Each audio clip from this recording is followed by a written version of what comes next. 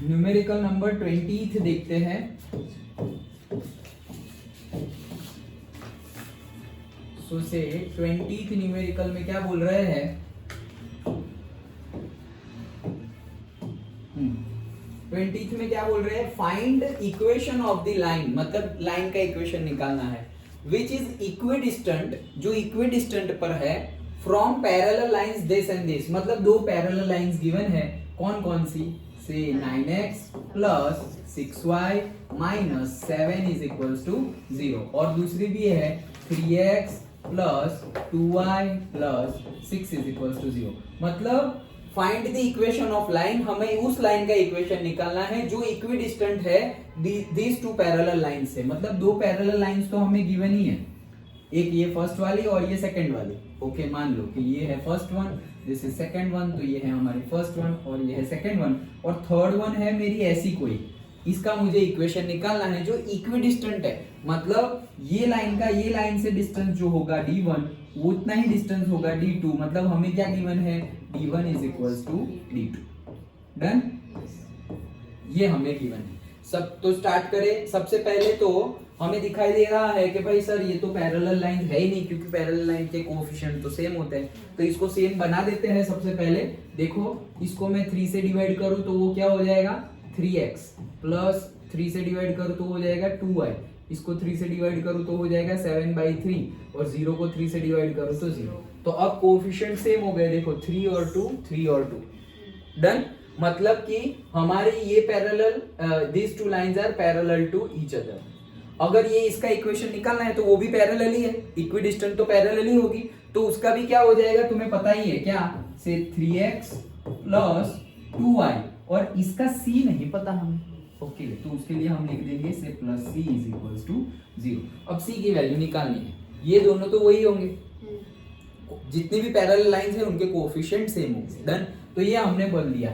अब जो information given है d1 इज इक्वल, देखो जब भी न्यूमेरिकल स्टार्ट करो गिवन लिख लो और फिर जो गिवन है वहीं से आगे बढ़ना स्टार्ट करो। ओके, तो यहाँ बोला है कि दो जो डिस्टेंस है वो इक्वल है, तो पहले तो डिस्टेंस तो निकाले कि कैसे है, तो दो पैरेलल लाइंस के डिस्टेंस, पैरेलल लाइन के, पॉइंट और लाइन के नहीं, पैरेलल लाइन के भी हमने फॉर्मूला देखा था, distance between two parallel lines, yes, c1 minus c2 whole divided by square root of a square plus b square. तो सर ये किसका ए ले, पहली वाली का या दूसरी वाली का, अरे कोई इसका भी लो, दोनों का सेम ही है।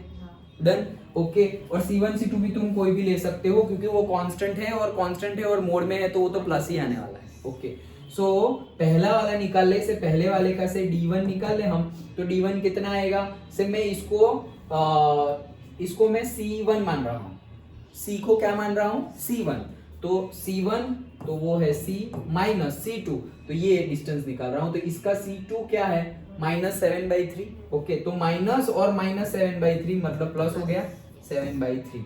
Okay, whole divided by square root of a का स्क्वायर 3 का स्क्वायर 9 प्लस 2 का स्क्वायर 4।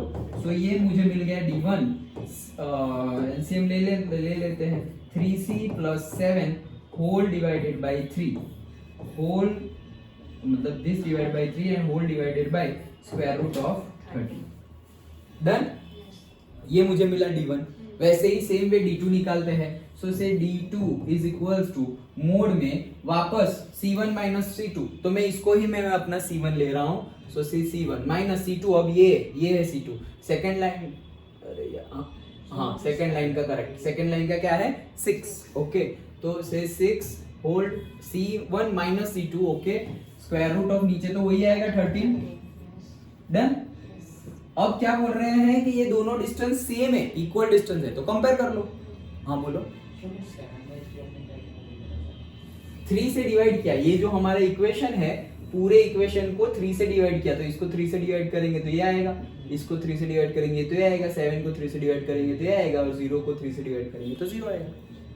क्यों, क्योंकि हम चेक करना चाहते थे कि सही में पैरेलल है या नहीं, तो हाँ है, देखो कोएफिशिएंट। डन, ओके, तो वो हमने लिख लिया। अब बोल रहे हैं कि d1 is equals to d2 है, so we can do that. हाँ चलो, तो d1 क्या मिला हमें, ये रहा, यहाँ लिखा हुआ है मोड में 3c plus 7 whole divided by 3 and divided by square root of 13 और यहाँ पर है मोड में c minus 6 whole divided by root 13। Done. तो ये तो रूट 13 तो दोनों साइड है तो कैंसिल हो गया।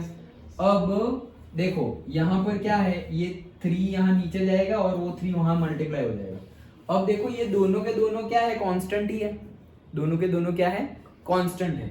अगर कांस्टेंट है तो हम चलो प्लस लेते हैं, तो देखो आंसर क्या आएगा, ये 3 नीचे आ जाएगा, वो वहां मल्टीप्लाई होगा तो यहाँ बन जाएगा 3c प्लस 7 और वो 3 यहाँ मल्टीप्लाई होगा तो वो क्या हो जाएगा 3c, देखो 3c प्लस 7 और डिवाइड बाई 3 आया और वो 3 यहाँ मल्टीप्लाई हो गया तो 3c माइनस 18। तो ये तो नॉट पॉसिबल आ गया, क्यों, 3c कट तो 7 is equals to minus 18, not possible. तो मतलब प्लस में अगर हम ये कांस्टेंट की वैल्यू ले रहे हैं दोनों प्लस में तो वो पॉसिबल नहीं है, यहाँ पर पता ना कि दिस इज नॉट पॉसिबल। अब आगे बढ़ेंगे कि भाई दूसरी वैल्यू लेकर देखते हैं c की, मतलब प्लस माइनस की जगह, दोनों प्लस की जगह हम डिफरेंट वैल्यू पुट करते हैं। ओके, तो अब now say we can take both minus, तो बोथ माइनस लेंगे तो भी वो तो वही आएगा यहाँ भी माइनस यहाँ भी माइनस लोगे तो माइनस माइनस प्लस हो जाएगा और दोनों प्लस हो गए तो वापस वही केस आएगा। तो अब एक प्लस एक माइनस लेके देखते हैं। ओके, सो एक प्लस एक माइनस लेके देखें तो से 3c plus 17 sorry 7 3c plus 7 उसको प्लस ले लिए और उसको माइनस ले लेंगे और वो माइनस मल्टीप्लाई होगा अंदर तो 3 तो माइनस 3c हो जाएगा, माइनस 3 है तो, और माइनस माइनस प्लस 18 हो जाएगा। डन। ओके, सो अब क्या हुआ, ये माइनस इधर आएगा तो प्लस हो जाएगा तो 6c that is equals to ये 7 उधर जाएगा तो 18 माइनस 7 क्या हो जाएगा 11। सो c क्या आ गया मेरा 11/6। डन। समझ में आया पक्का? तो दैट्स इट, हमारी जो लाइन थी ये रही, उसमें वैल्यू पुट कर दो cx की 3x प्लस 2y और c की जगह मैंने पुट कर दिया 11/6 is equals to 6। Done. Okay, तो हमने जो गिवन था उसे, ये जो नॉट पॉसिबल है वहां पे लिखना है कि this is not possible. Done. Okay, आगे आंसर। अच्छा एलसीएम लिया हुआ है। ओके, तो एलसीएम लेके तो कितना होगा 6 3 18x plus 12y plus 11 is equals to 0 और 6 इंटू 0 भी 0 ही हो जाएगा। डन। ओके, तो हमने देखो यहाँ पर क्या किया है, एक प्लस मतलब इसको प्लस और इसको माइनस लिया है, लेकिन तुम उल्टा लो, नहीं सर मैं इसको माइनस लूंगा इसको प्लस लूंगा, अरे वही आएगा। क्यों वही आएगा? क्योंकि एक साइड प्लस है, इस साइड प्लस है और इस साइड माइनस है, तो अगर मैं माइनस इस साइड भेज दूं तो ये माइनस हो जाएगा और वो प्लस हो जाएगा। सिंपल है, तो कोई भी तरह से ले लो, लेकिन दोनों माइनस लेंगे वो दोनों कट हो जाएंगे तो दोनों प्लस वाला ही सीन आएगा। तो मतलब तुम्हें चेक कितने करने हैं, सिर्फ 2 ही करने हैं, या तो दोनों प्लस ले लो या तो एक प्लस एक माइनस ले लो, दैट्स इट। Okay, done.